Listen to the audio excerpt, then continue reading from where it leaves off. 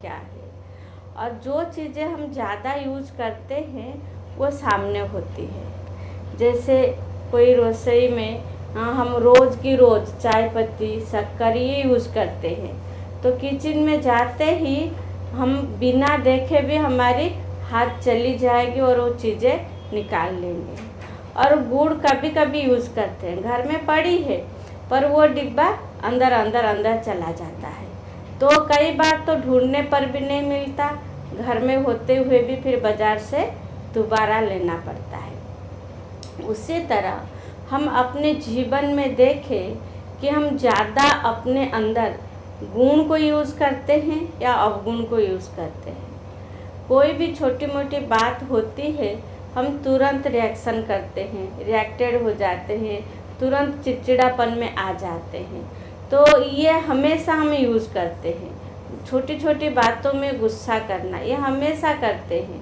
तो फिर हमको लगता है कि शांत रहना संभव नहीं है, गुस्सा करना पड़ता है। गुस्सा करने बगैर, क्रोध करने बगैर तो काम नहीं चलेगा। तो सोचो, क्रोध करना गुण है या अवगुण है?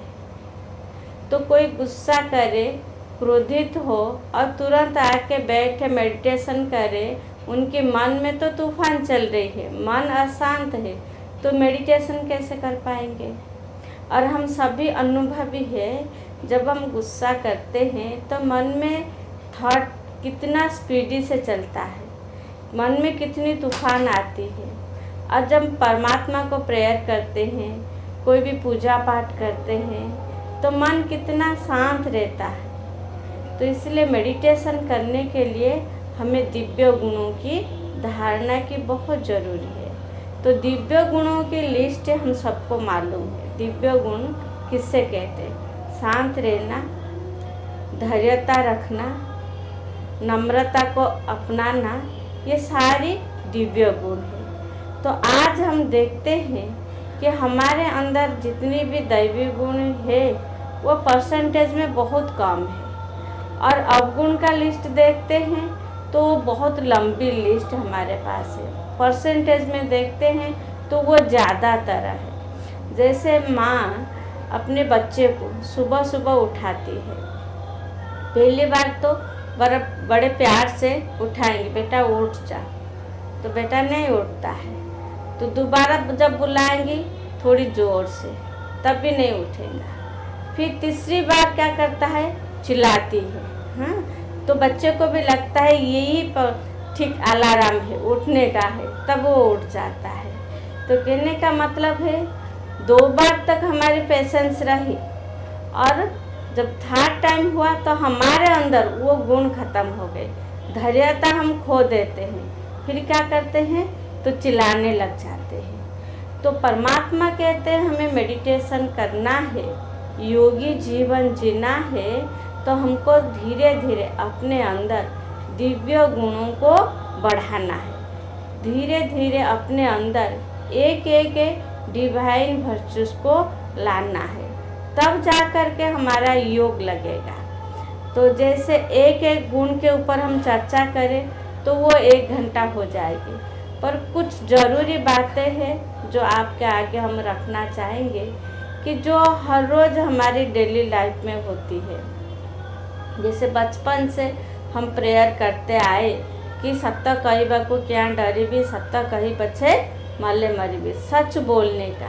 लेकिन आज हम देखते हैं कि अगर कभी भी हमें कोई भी बात की कंप्रोमाइज़ करनी होती है तो हमारी अपनी वैल्यूज़ को ही हम कंप्रोमाइज़ कर लेते हैं। सोचते हैं थोड़ा सा झूठ बोले तो काम हो जाता है, तो फिर सच बोल कर के लंबा लंबा रास्ता क्यों चले, शॉर्टकट में चले जाएं। लेकिन ये याद रखें कि कभी सत्यता पर ही ताकत है।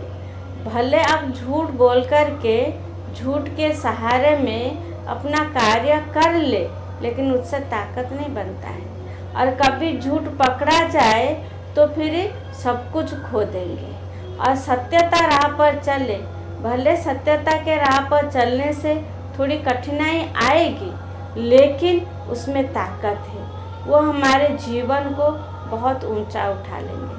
तो इसको अच्छे से और समझने के लिए आपको एक स्टोरी सुनाना चाहूँगी कि कैसे जीवन में सत्यता के आधार से हम बहुत ऊंचा उठ सकते हैं। हम सभी को मालूम है सत्यता में ताकत है, लेकिन अगर अपने सामने ऐसे कोई बात आती है, अगर थोड़ा छोटा मोटा झूठ बोलने से काम सहज रीति से हो जाती है तो फिर हम उसी को अपना लेते हैं, लेकिन नहीं, उसमें ताकत नहीं रहती है। सत्यता में ताकत रहती है। एक बार एक साधु, गांव के एंड में एक मंदिर था और उस मंदिर में साधु सत्संग कर रहा था। गांव के कई लोग आकर के उस सत्संग सुनते थे और उसी सत्संग में एक जंगल में रहता हुआ डाकू भी आके बैठ जाता था। तो उसी दिन साधु सत्यता के ऊपर सबको प्रवचन दे रहे थे। तो उन्होंने सुना, उनको बड़ा अच्छा लगा। सब लोग चले जाने के बाद भी वो बैठा था। फिर साधु जी ने उनसे पूछा, अभी तुम क्यों बैठे हो? सत्संग पूरा हुआ, तुम जा सकते हो। तो उन्होंने बड़े नम्रता के साथ साधु के पास आए और बोले कि मैं एक चोर हूँ, चोरी करना मेरा काम है, मेरा कर्म है, और आपने आज सत्यता के ऊपर जो प्रवचन दिया मेरे को बड़ा अच्छा लगा, लेकिन मैं उसको कर नहीं पाऊँगा क्योंकि चोरी करना माना तो झूठ बोलना है, मैं इससे कैसे करूं? लेकिन आपका प्रवचन ये मेरे को बहुत अच्छा लगा। तो साधु ने बोला, कोई बात नहीं, तुम चोरी करो लेकिन तुम सच बोलो। चोरी करते हुए भी तुमसे कोई अगर पूछे तुम सत्य बोलना, कुछ भी हो जाए तेरे साथ, लेकिन तुम ये नहीं छोड़ना कि मुझे सत्य बोलना है। तो वो उस बात को मन में पक्का कर लिया कि कुछ भी हो जाए मैं सत्य बोलूँगा। तो उसी दिन रात को वो राजा के राजनगर में गया चोरी करने के लिए, राजकोष में चोरी करने के लिए। और जैसे ही वो अंदर घुसा तो पहला सिक्योरिटी उससे पूछा, ए तू कौन है? तो उन्होंने बोला, मैं चोर हूँ। तो उनको लगा कि कोई अपने राज कर्मचारी होंगे और काम के लिए आए होंगे। तो बोला, जा जा, तू ऐसे ही बोलते हैं, अपना काम करके जा। तो और अंदर का तो उसको दूसरा सिक्योरिटी मिला। तो वो भी उनसे पूछा, ए तू कौन है, क्या कर रहे हो? ना, मैं चोर हूँ। तो बोला, तेरे मजाक करने नहीं छोड़ेगा, जा जा अपना काम कर। तो अपने सारा राजकोष से धन उठाया और चल पड़ा। और दूसरे दिन राजा के पास बात गई।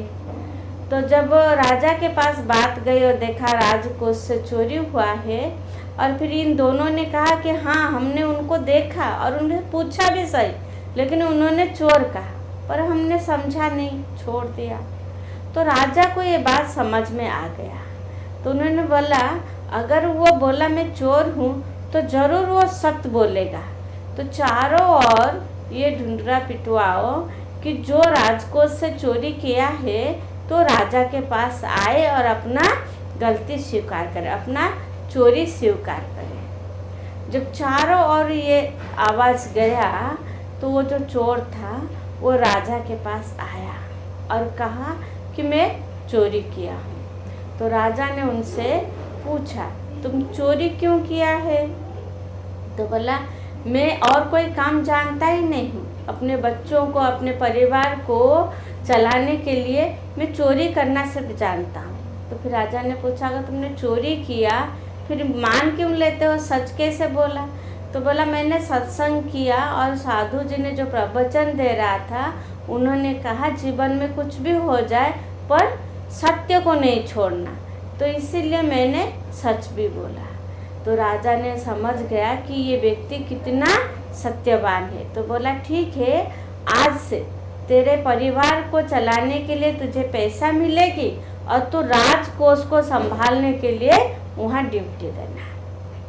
तो कहने का मतलब है, तो उन्होंने भले उनके कर्म से वो चोर था पर सत्यता के गुण को छोड़ा नहीं, और जिस सत्यता के आधार से उसका चोरी करने का वृत्ति भी छूट गया और वह राजकोष में नौकरी भी करने लगा। तो कहने का भाव है कि दिव्य गुण ऐसी चीज़ है जो हमें अर्श से जमीन से आसमान पर चढ़ा सकता है। बहुत ऊंचाई पे हमें ले सकता है। लेकिन समय चलते तो हम यही कहते हैं कि आज के दिन में कोई सच्चाई बोल करके चल सकता है क्या? कोई चल सकता है या नहीं चल सकता हम नहीं जानते, पर हम अपने अंदर अगर सत्यता के गुण को धारण करें, एक एक दिव्य गुण को, सिर्फ सत्यता नहीं है, जैसे सत्यता के गुण है, नम्रता के गुण है, धैर्यता के गुण है, मधुरता के गुण है। आपको कहा ना, अगर हम एक एक गुण के ऊपर अगर चर्चा करें, एक एक गुण के ऊपर अगर हम चर्चा करें तो पूरा एक एक घंटे की क्लास हो जाएगी। लेकिन जो मुख्य मुख्य बात है उसको हम टच करते हैं। तो इसीलिए जीवन में हाँ कोशिश यही करें कि जहाँ तक हो सके हम सत्यता के राह पर चलें।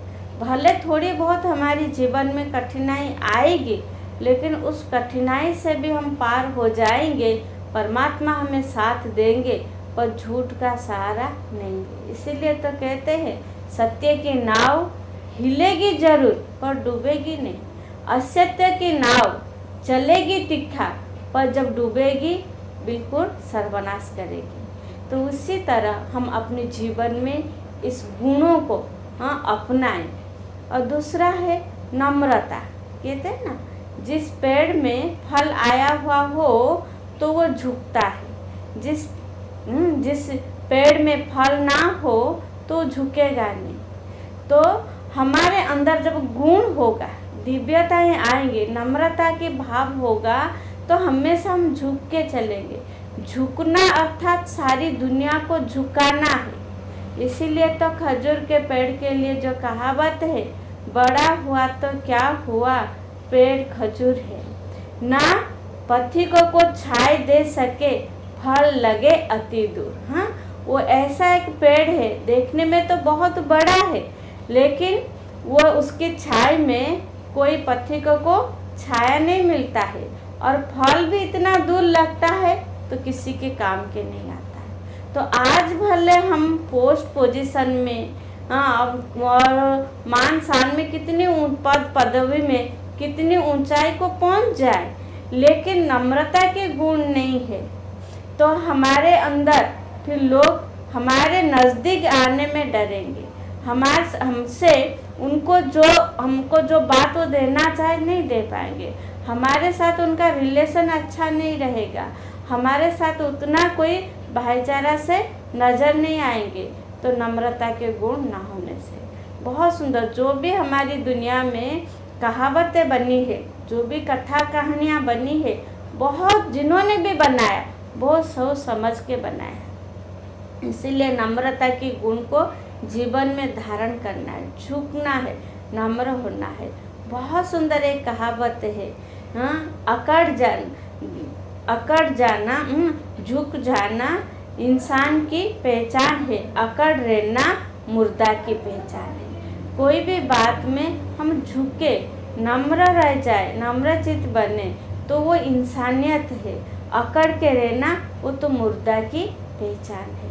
तो हमेशा हमें अपने अंदर उस नम्रता के गुण को धारण करना है।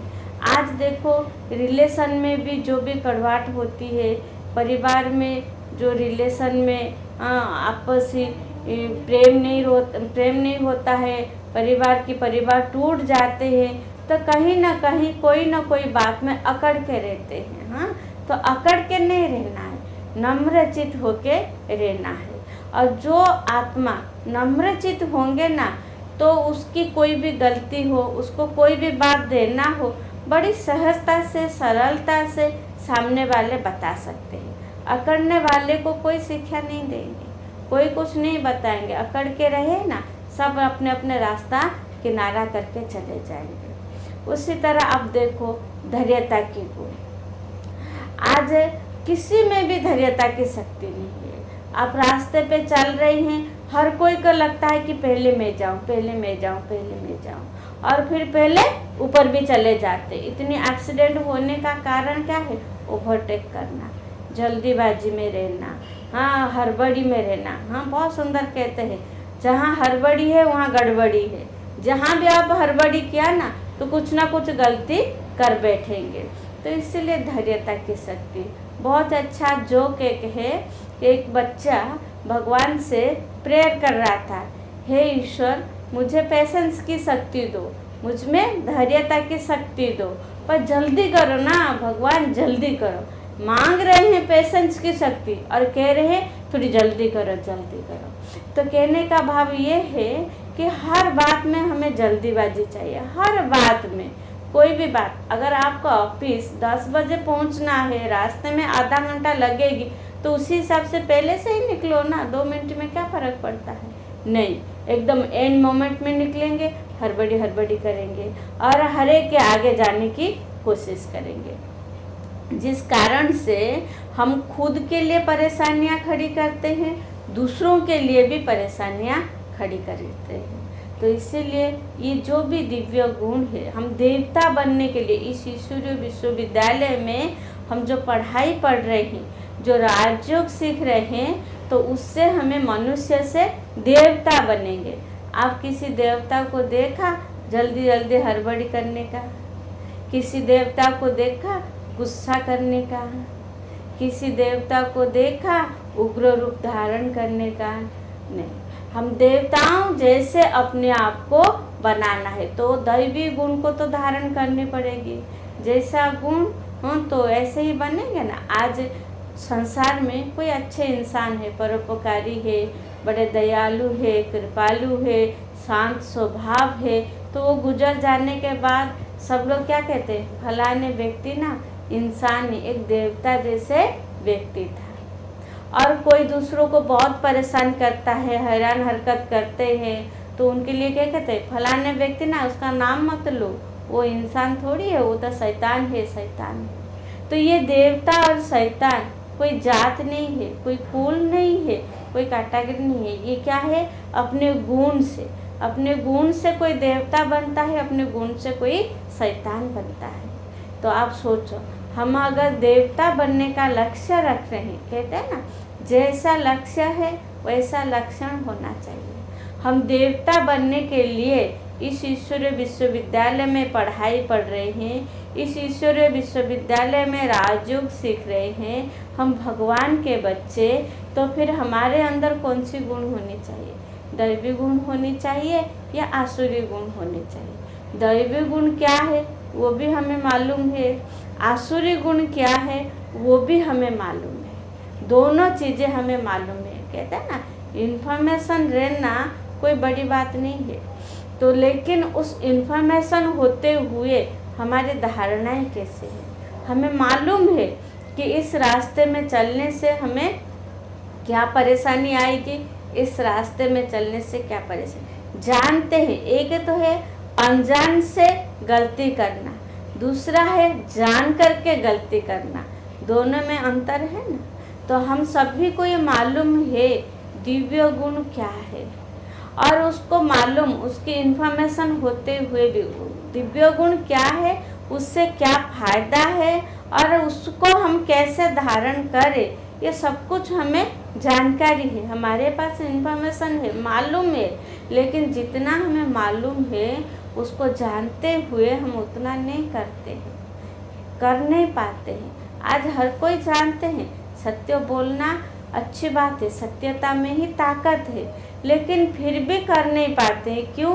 कोई भी काम करने के लिए शक्ति की ज़रूरत है। अब देखो, कोई बीमार पड़ता है तो वो अपने आप खा नहीं पाता है, तो दूसरा कोई उसे खिला देता है, लेकिन उसमें इतनी भी ताकत नहीं है जो उस भोजन को वो चबा सके। तो फिर क्या करते हैं, डायरेक्ट राइस टू डाल करके ट्यूब में उसको भोजन लिक्विड के में उसको भेजते हैं, डायरेक्ट स्टोमक में देते हैं। लेकिन उसको उतना भी डाइजेशन करने के लिए शक्ति ना हो, तो फिर उसको वो भोजन दे सकते क्या? नहीं, फिर उसको सलाइन चढ़ाते हैं, ड्रिप चढ़ाते हैं। तो उसी तरह हर चीज़ को हम जानते हैं, मानते हैं, लेकिन कर नहीं पाते। क्यों नहीं कर पाते हैं? क्योंकि करने के लिए एक शक्ति की ज़रूरत है, और वो शक्ति हमारे पास अभी है नहीं। जैसे मोबाइल में बैटरी है, सारा दिन उसको यूज़ करते करते वो डिस्चार्ज हो गया है, तो फिर डिस्चार्ज जब हो गया, आपके पास वो मोबाइल है, लेकिन उस मोबाइल आपके पास होते हुए भी आप फ़ोन पर बात नहीं कर सकते, फ़ोटो नहीं खींच सकते, वीडियो कॉल नहीं कर सकते। क्यों? उसमें बैटरी नहीं। उसी तरह हम आत्मा सतयुग से लेकर के जन्म मृत्यु चक्र में आते आते अभी कलयुग अंत में जब पहुंच गए हैं, तो अपना और वो पावर नहीं रहा, वो शक्ति नहीं रहा उसको करने के लिए। तो फिर मोबाइल से अगर काम लेना है तो हमें पावर से कनेक्ट करना पड़ता है, उसको चार्ज करनी पड़ती है। जब चार्ज कर लेते हैं फिर वो बैटरी चार्ज फुल हो जाता है, फिर उसी मोबाइल में हम फ़ोन में बात भी करते हैं और भी जो काम है वो कर सकते हैं। उसी तरह हमारी आत्मा रूपी बैटरी अब जन्म मृत्यु चक्र में आते आते क्या हो गया है, बिल्कुल डिस्चार्ज हो गया है, शक्तिहीन हो गया है, जानते हुए भी अभी कर नहीं पा रहे हैं। तो उसमें वो शक्ति भरने के लिए हमें परमात्मा को याद करना है। परमात्मा को याद करते ही वो शक्ति फिर हमारे अंदर आ जाएगी, और वो शक्ति आते ही फिर जो अच्छी बात हम समझते हैं उसको करना हमारे लिए सहज हो जाएगा। तो इसीलिए राजयोग मेडिटेशन करने के लिए पहले रोज सत्संग चाहिए, दूसरा शुद्ध अन्न चाहिए, तीसरा दिव्य गुणों की धारणा चाहिए। तो सबसे पहले दिव्य गुणों की एक लिस्ट बनाइए। जैसे आप घर में किचन में काम करते हैं तो किचन में माताएं क्या करते हैं, लिस्ट बनाते हैं, दाल है कि नहीं, चावल है कि नहीं, सब्जियां है कि नहीं। जो जो चीज़ें नहीं है तो फिर वो बाज़ार से मंगा लेते हैं, घर में पड़ी है तो फिर यूज़ करते हैं। उसी तरह मुझ आत्मा में जो दिव्य गुण है उसकी लिस्ट निकालें, और सारी दिव्य गुण हमारे अंदर है, ऐसे नहीं कि नहीं है। आज एक बात ये देखो, आपको गुस्सा करना है, कब करना है, कहाँ करना है, कितना करना है, वो पहले आप जांच करते हैं। आपके आगे कोई सीनियर है तो आप वहाँ गुस्सा कर ही नहीं सकते, गुस्से वाले कोई बात भी हो तो भी आप उसमें उस टाइम शांत रहते हैं, सहन करते हैं, समाते हैं। अगर आपके नीचे आपके छोटे कोई ऐसे गलती करे तो आप उस पर क्या कहते हैं, गुस्सा कर लेते हो, हाँ, उनके ऊपर नाराज़ी हो जाते हैं, चिड़चिड़ापन में आ जाते हैं, कुछ ऐसे वैसे शब्द बोल लेते हैं। तो इसलिए गुस्सा कहाँ करना है, कितना करना है, ये हमारे हाथ में है। हम उसको पहले क्या करते हैं, समझते हैं, फिर करते हैं, ठीक है। तो उसी तरह हम अपने अंदर ये जांच करें, चेक करें। कहते हैं ना, जब तक चेक नहीं किया है तो चेंज नहीं कर सकते हैं। तो अपने अंदर गुण भी है, अवगुण भी है। गुणों की लिस्ट निकाले और उसका परसेंटेज निकाले। कोई गुण ऐसा है नहीं जो हमारे अंदर है नहीं, हमारे अंदर सारी दिव्यताएं हैं, सारे गुण है, हाँ, लेकिन वो परसेंटेज में कम है।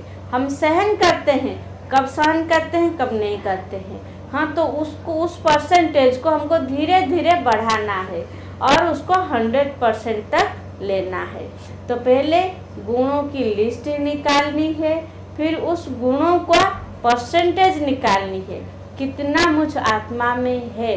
फिर मेडिटेशन के आधार से परमात्मा से शक्ति लेकर के उस गुणों को जब 100% तक ले जाएंगे तो जो परमात्मा महावाक्य में कहते हैं सर्वगुण संपन्न।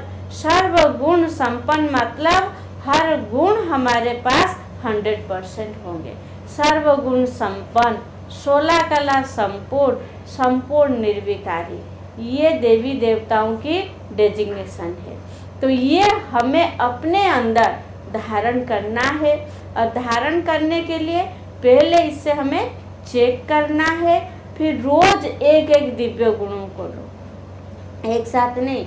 जैसे कि ना अभ्यास, हाँ, एक छोटा बच्चा जब चलना शुरू करता है, कई बार गिरता है फिर चलता है, गिरता है चलता है। तो एक दिन ऐसा आता है, धीरे धीरे वो आदत करने पर फिर वो चल सीखता है। तो उसी तरह कोई भी गुण को अपने में एक दिन एक गुण को उठाइए और उस पर अटेंशन रखें।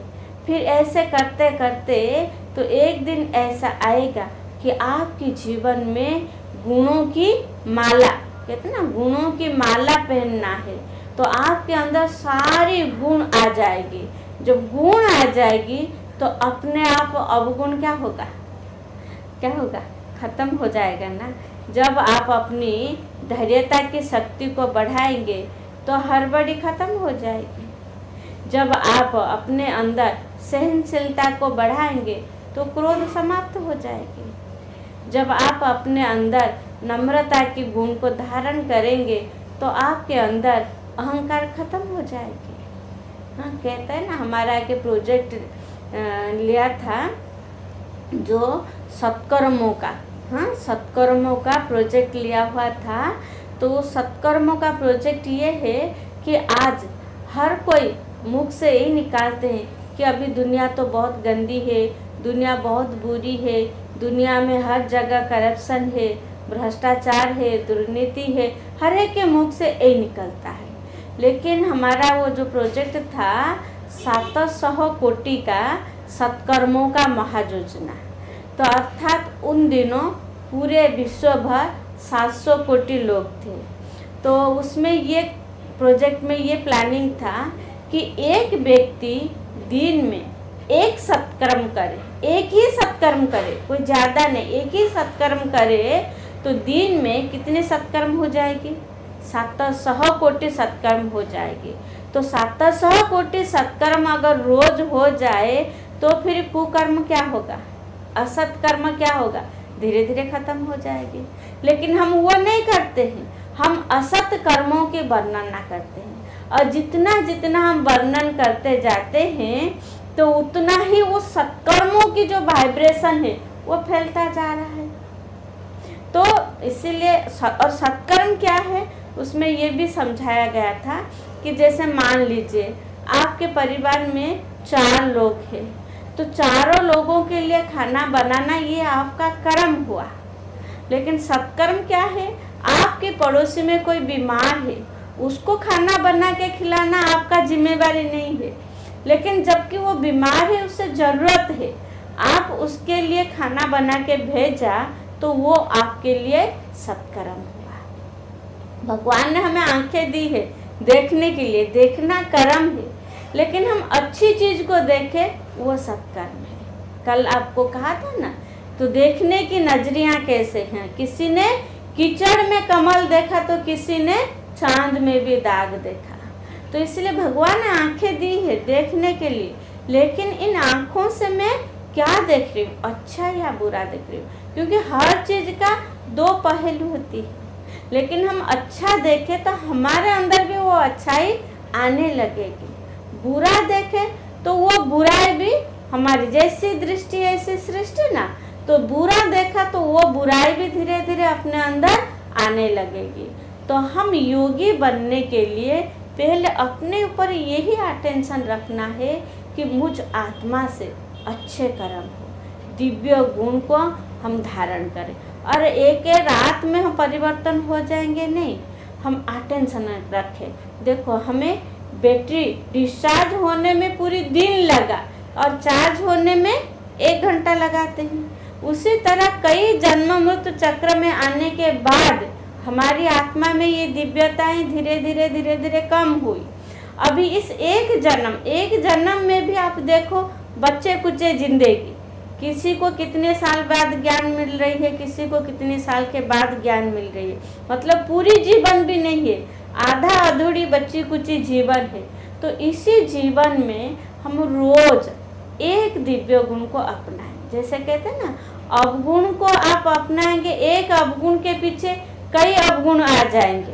अगर एक गुण को भी आप अपनाएंगे तो एक गुण के पीछे भी कई सद्गुण आ जाएंगे। जैसे आप देखो, अपने जीवन में एक दिन के लिए सुबह सुबह जब मेडिटेशन में बैठेंगे तो सुबह एक संकल्प करना कि आज कुछ भी हो जाए मैं हर्षित मुख रहूँगी। ठीक है, ये इसके लिए तो कोई पैसा आपको देना नहीं पड़ेगा, कोई मेहनत नहीं करनी पड़ेगी, सिर्फ अटेंशन रखना है।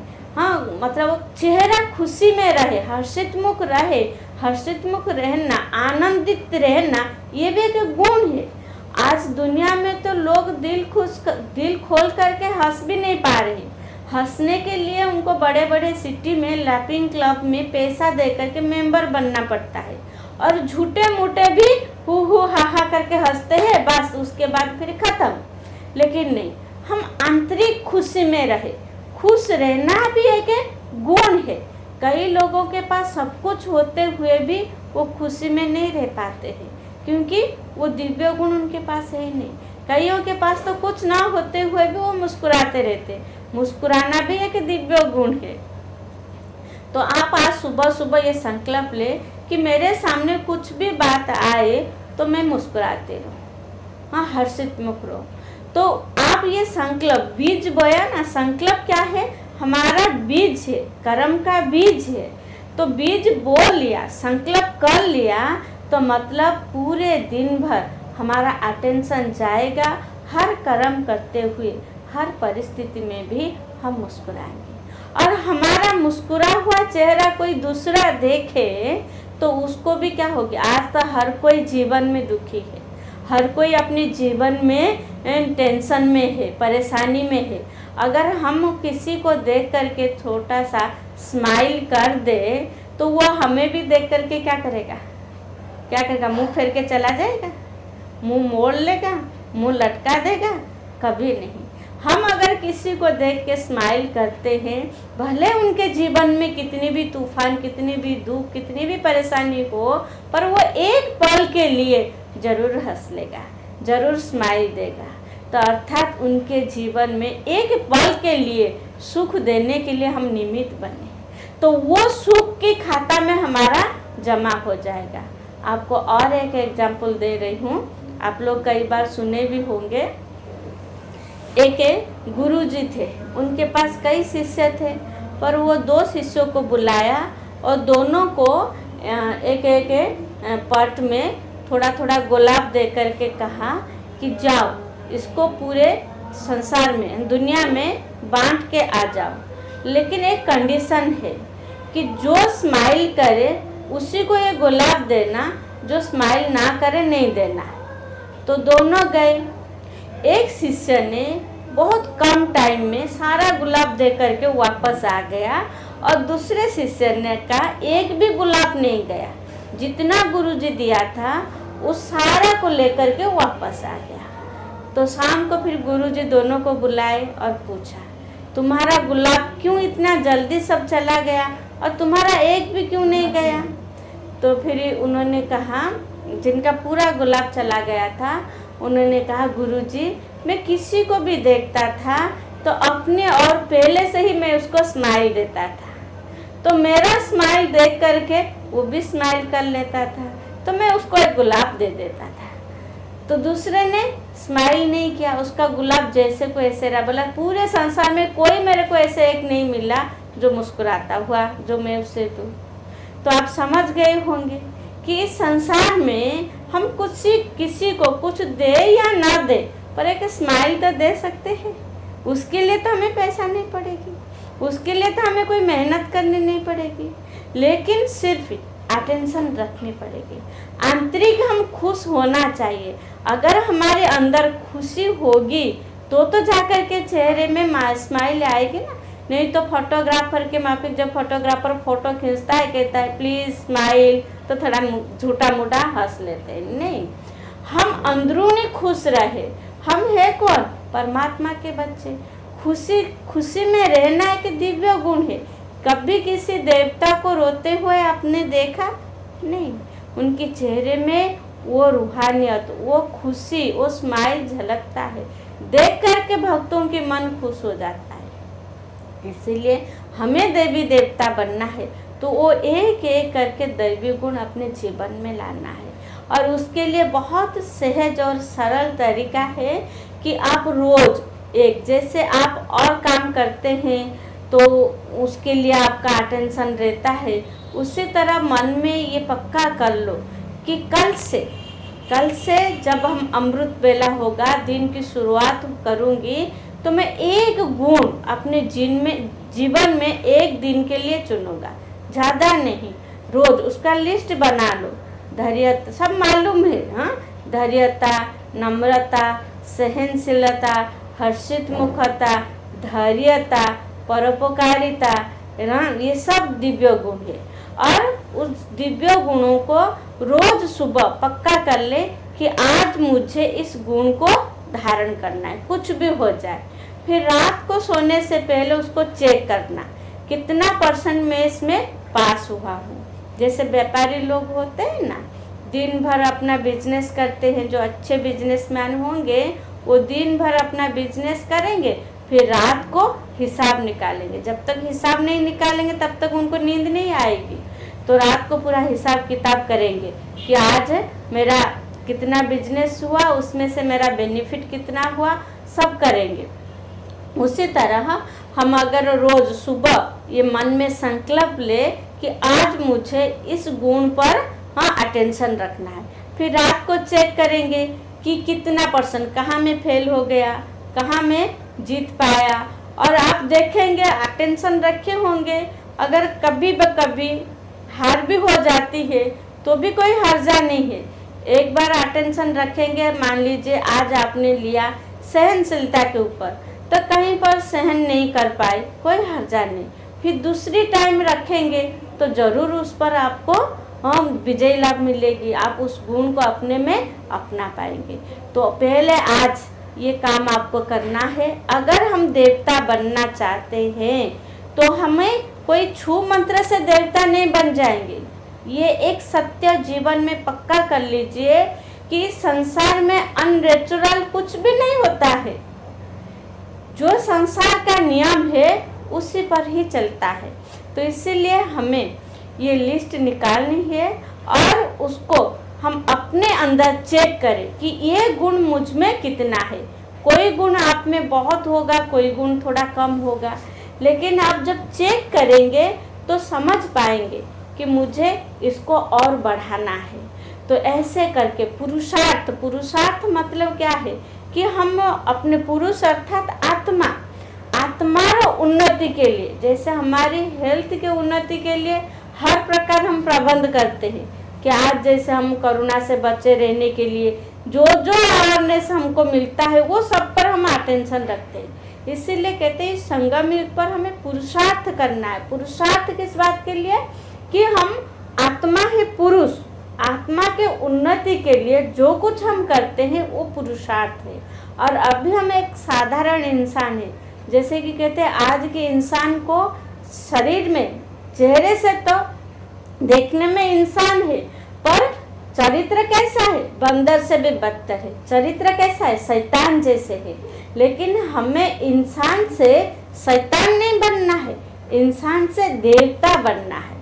तो देवता बनने के लिए, शैतान बनने के लिए आपको कुछ करने की जरूरत नहीं पड़ेगी, अपने आप बन जाएगी। कहते हैं ना जंगल कोई बनाता नहीं है, अपने आप बन जाता है, पर बगीचे को बनाना पड़ता है।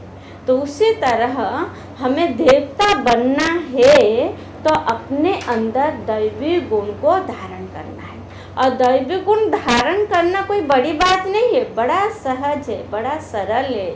तो सिर्फ अटेंशन रखें। अटेंशन क्या रखना है कि रोज जो भी दिव्य गुणों की लिस्ट आप निकालेंगी उनमें से रोज एक, आज सहनशीलता पर मुझे अटेंशन रखना है, कल नम्रता पर अटेंशन रखना है, परसों धैर्यता के पर अटेंशन रखना है। एक गुण पर आप अटेंशन रखेंगे तो उसके साथ साथ और भी कई गुण अपने आप आ जाएंगे। जैसे एक छोटा बच्चा जब पढ़ना शुरू करता है तो उसको लिखना भी नहीं आता है, पेंसिल पकड़ना भी नहीं आता है, पर उसको धीरे धीरे पहले पेंसिल पकड़ाते हैं, फिर उसके बाद पेपर के आगे डॉट लगाते हैं, फिर गोल गोल उसको बढ़ना सिखाते हैं, फिर उसको लेटर सिखाते हैं। तो ऐसे करते करते धीरे धीरे स्टेप बाय स्टेप करते करते वो फिर कितना पढ़ लिख करके बड़ा हो जाता है, डिग्रियां ले जाता है। तो उसके बाद डिग्रियां लेने के बाद कोई कहे तुम ABCD सीखो, पेंसिल पकड़ना सीखो, तो उसको हंसी आएगी। तो उसी तरह हम देवता बनने के लिए एक रात में हम बिल्कुल परिवर्तन हो जाएंगे, देवता बन जाएंगे, सबको ही हमें पूजने लगेंगे, ये संभव नहीं है। लेकिन ये पढ़ाई है, हाँ, इसीलिए इस ईश्वरीय विश्वविद्यालय का नाम ही क्या रखा है? प्रजापिता ब्रह्मा कुमारी ईश्वरीय विश्वविद्यालय। विश्वविद्यालय, विद्यालय माने यहाँ पढ़ाया जाता है, यहाँ एजुकेशन दी जाती है। यहाँ कोई जंत्र मंत्र तंत्र नहीं है कि आप एक दिन ये मंत्र ले लो और जाप कर लो, अब देवता बन जाएंगे, ऐसा नहीं है। हम अपने दिव्य गुणों को धीरे धीरे डे बाय डे हम अटेंशन रखें तो अपने आप, जहाँ अटेंशन आप रखोगे, क्योंकि जो चीज़ हम चाहे वो कर सकते हैं। भगवान हमें इतनी शक्ति दी है, लेकिन हम उसको करना शुरू करना नहीं चाहते। ईश्वर इसीलिए कहते हैं, परमात्मा हमेशा कहते हैं, बच्चे एक कदम रखो तो 100 कदम तुम्हें मदद मिलेगी। पर पहला कदम तो अपने को रखना पड़ेगा, कोशिश तो करना पड़ेगा। हाँ, तो हम सभी को मालूम है कि कोशिश करने वालों की कभी हार नहीं होती है। तो आप आज से इस कोशिश करना शुरू कर दें कि मुझे कुछ भी हो जाए, रोज एक दिव्य गुणों पर पुरुषार्थ करना है, अटेंशन रखना है, और जितना % मुझ में है उसको धीरे धीरे धीरे बढ़ा के मुझे 100% लेना है। और जिस दिन सारी गुण हमारे अंदर आ जाएगी तो उस दिन आप सोचो, तो हम देवता कहलाएंगे या और कोई को देवता कहलाएंगे? हम देवी देवता बन पाएंगे या नहीं बन पाएंगे? असंभव है। आज हमारे अंदर वो दैवी गुण न होने के कारण हम क्या कहते हैं कि हाँ, हम कहाँ इंसान, तो आज इंसान नहीं दिखाई दे रही, देवता बन जाएंगे, लेकिन बन पाएंगे।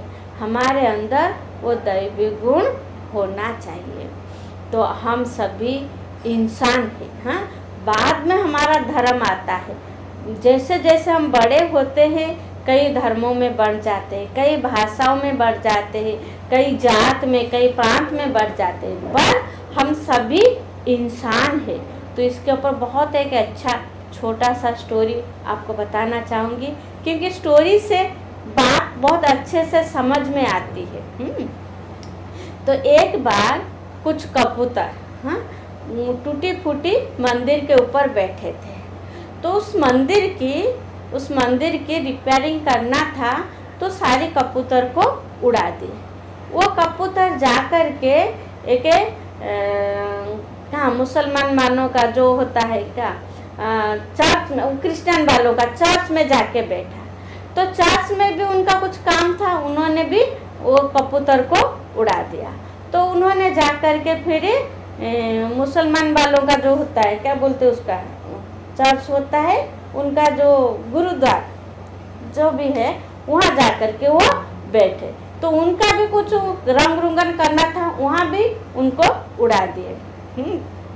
मस्जिद, राइट, तो मस्जिद में बैठे तो उन्होंने उसको उड़ा दिए। तो फिर वो लोग आकर के जो पुराना मंदिर में थे उस मंदिर पर आ गए। तो उसमें से ऊपर वो लोग बैठे थे और नीचे कुछ लोग आपस में कुछ टक्कर हो रहा था।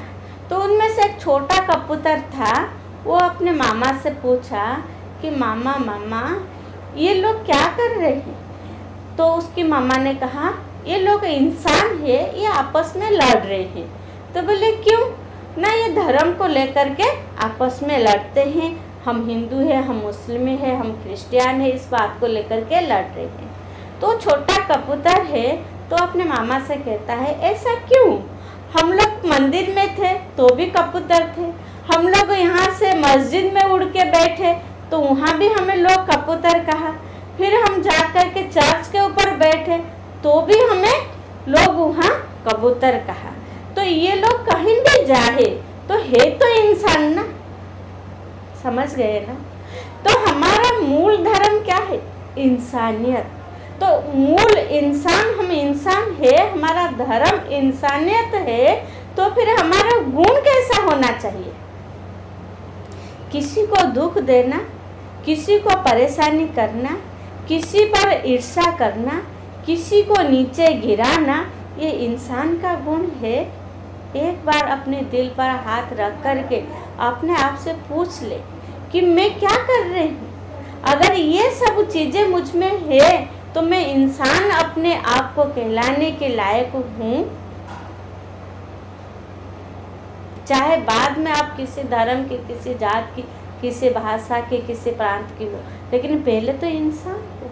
तो मैं इंसान हूँ तो मेरे में इंसानियत, इंसान के गुण होना चाहिए। इंसान का गुण क्या है? दूसरों को सुख देना, दूसरों को मदद देना, दूसरों के साथ प्यार से चलना, दूसरों के प्रति सद्भावना रखना, नम्रता के साथ दूसरों के आगे पेश होना, ये सारा इंसान का गुण है। ये मेरे में है, ये चेक करना है। आज तो लोग अपने दुख में दुखी नहीं है, दूसरों के दुख से दुखी है। आप सुबह से रात तक अपना चार्ट चेक करें कि आपकी नज़र, आपकी जो विचार है, आपकी जो मन में जो भावनाएं है, मन की जो स्थिति है, वो अपने से ज़्यादा दूसरों पर टिके हुए हैं। उससे कैसे बोलना चाहिए, उससे क्या करना चाहिए, उससे कैसे देखना चाहिए, ये कितना विचार हमारा मन में चल रहा है। और कितना विचार ये चल रहा है कि मुझे क्या खाना है, मुझे कैसे बात करना है, मुझे दूसरों के साथ कैसे व्यवहार करना है, ये कितना विचार अपने में चल रहा है। ये आप अपने को चेक करें तो आप देखेंगे कि कौन सी पल्लड़ा भारी है और कौन सा हल्का है। तो आज लोग अपने दुख से दुखी नहीं है, दूसरों के सुख से वो दुखी है। तो एक व्यक्ति जब रोड पर पैदल चलता है तो उसके बाजू में, आज परमात्मा अपने महावाक्य में कहा कि चाहिए चाहिए करना ये रयाल भिखारी है, चाहिए चाहिए करना ये रयाल भिखारी है। तो कैसे आज हर इंसान के मन में चाहिए चाहिए की लंबी लाइन है, रयाल भिखारी बन गया है। एक व्यक्ति रोड पर चल रहा है तो उसके बाजू में एक साइकिल वाला चला जाए, तुरंत उसके मन में क्या विचार आएगी? काश मेरे पास अगर एक साइकिल होता तो कितना अच्छा होता। और उस एक साइकिल वाला के बाजू में एक बाइक वाला चला जाए तो उसके मन में क्या विचार आएगा? काश मेरे पास एक बाइक भी होता। और एक बाइक वाला के बाजू में एक कार वाला चला जाए तो उनके मन में क्या विचार आएगा? तुरंत काश मेरे को भी एक कार होता। और वो कार वाला देखता है सामने एक एरोप्लेन जा रहा है तो उसके मन में तुरंत क्या विचार आएगा? काश मेरे को भी एक एरोप्लेन होता। तो अपने से ऊंचे वालों के साथ अगर हम अपने को कंपेयर करें तो जीवन में कभी सुखी नहीं होंगे, कभी सुखी नहीं होंगे, कभी चाहिए आपका पूरा नहीं होगा। एक पूरा होने से पहले दूसरा खड़ा हो जाएगा। और ऐसे भी कहते हैं अगर आप ऊपर देखेंगे ना तो आंख भी दुखेगी, आंख भी दुखेगी और गर्दन में भी दर्द पड़ेगा, थक जाएंगे।